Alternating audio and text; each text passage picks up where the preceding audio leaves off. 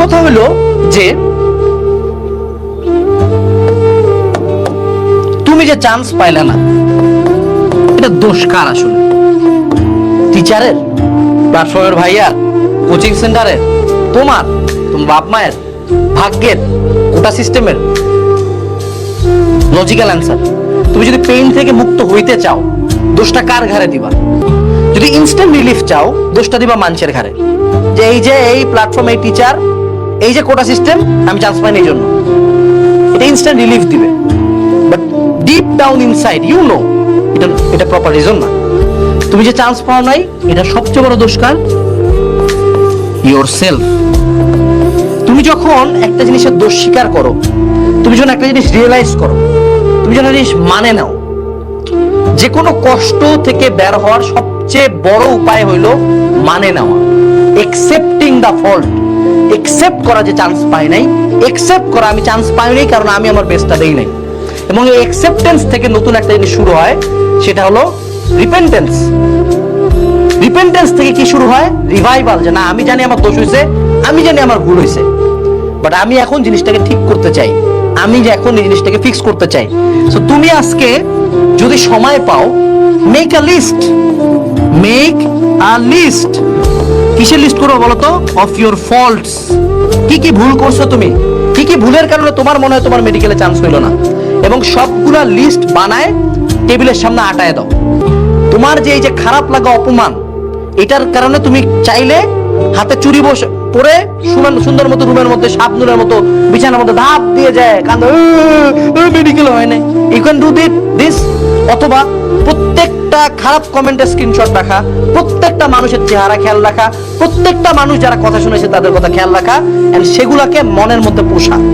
প্রত্যেকটা রাগকে নিজের অ্যাঙ্গারে নিয়ে আসা। দুঃখ থেকে, স্যাডনেস থেকে অ্যাঙ্গারে আসা খুব সোজা, ঠিক আছে? 5 স্টেজেস অফ গ্রিফ। আমার স্টেজ একটাই, অ্যাঙ্গার। মনের মধ্যে রাগটা পুষো না, লেখো, ডায়েরি লেখো, 72 ঘন্টা ডায়েরি লেখো, স্ক্রিনশট তুলো। স্ক্রিনশট সবচেয়ে নেগেটিভ যে কমেন্টটা হয়েছে না তোমাকে নিয়ে, ওটা স্ক্রিনশট ওয়ালপেপারে দাও, দিয়ে মনের মধ্যে একটা চ্যাট উঠছে না, 72 ঘন্টা পরে এই চ্যাটটা যাবে পড়াশোনা এবং বইয়ের উপর। 72 ঘন্টা পরে যেই কোর্সে থাকবা, যেই বইতে থাকবা, সামনে যা থাকবে, এমন পড়া দিবা যাতে গলা ভাঙ্গে যায়। এতক্ষণ ধরে লিখবা যাতে আঙ্গুল ব্যথা করে, এতক্ষণ চেয়ারে বসে থাকবা যাতে কোমর ব্যথা করে। মেক শিওর রাগটা প্রপার জায়গায় যায়। রাগের কারণে, দুঃখের কারণে হার মানে না, এটা তো খুব কোয়াইট ইজি জিনিস, খুব ইজি। গিভ আপ করা খুব ইজি, আমার মতো সুইসাইড করা খুব ইজি। একটা রিক্সাওয়ালা চালিয়ে কালকে সুইসাইড করতে পারে, ভ্যালিড রিজন আছে তার কাছে, বাট সে কি করে? ফাইট করে। So be that guy, be that girl, fight করো, অ্যাঙ্গারটাকে জায়গা মতো কাজে লাগাও। আর মনে রাখবা, আমি যতই মোটিভেশন দেই, এই মোটিভেশনের মেয়াদ হলো 5 মিনিট। 5 মিনিট পরে আবার রিয়ালিটি কিকিং করবে, খারাপ লাগবে, but that's the fun part, you do it anyway. লাইনটা কি? You do it anyway. আজকে তুমি চান্স পাও নাই, একটু তোমাকে খেয়াল করাই দেই তো, ওই যে অ্যাডমিশন টাইমে কয়েকটা দিন যে বাইরে ঘুরতে গেছিলা, খেলেছে না? ওই যে পুরো রাত যে ফোনগুলো স্ক্রল করতেছিলা, খেলেছে না? তোর বন্ধুরা পড়তেছিল, তুই একটু স্ক্রল করতেছিলা। ওই যে প্রেম করতেছিলা খুবই, ওই যে অনলাইনে একদম বিশাল বড় হিরো হয়ে গেছিলা। ওই যে একদিন পড়ার কথা ছিল, পড়ো নাই। ওই যে এক্সামটা দেওয়ার কথা ছিল, দিতে গেলা না। ওই যে কোচিং এর কথা বলে বাইরে ঘুরে বেড়াচ্ছিলা, দিনগুলো খেলাছে না? ফ্ল্যাশব্যাকে যাও তো একটু, কি কি ফাঁকি দিছিলা, তাই না? ওই সময় তুমি কি করছিলা? তো ফিলিংস এর দিকে তাকাইছিলা, যে আজকে ইচ্ছা করতেছে না, তাই পড়বো না। You thought about your feelings, but আজকে থেকে ট্রাই করো, ফাক ফিলিংস। কোনো ফিলিংস এর কিচ্ছু নাই, ভালো লাগতেছে, খারাপ লাগছে কিচ্ছু না, পড়বো। যতক্ষণ পর্যন্ত আমার পাবলিকে একটা সিট না হয়, আমি পড়বো। যতক্ষণ পর্যন্ত ওদের মুখটা চুপ না হয়, আমি পড়বো। যতক্ষণ পর্যন্ত আমি মেক শিওর না করি যে আমার রিভেঞ্জটা পূরণ হয়েছে, আমি পড়বো।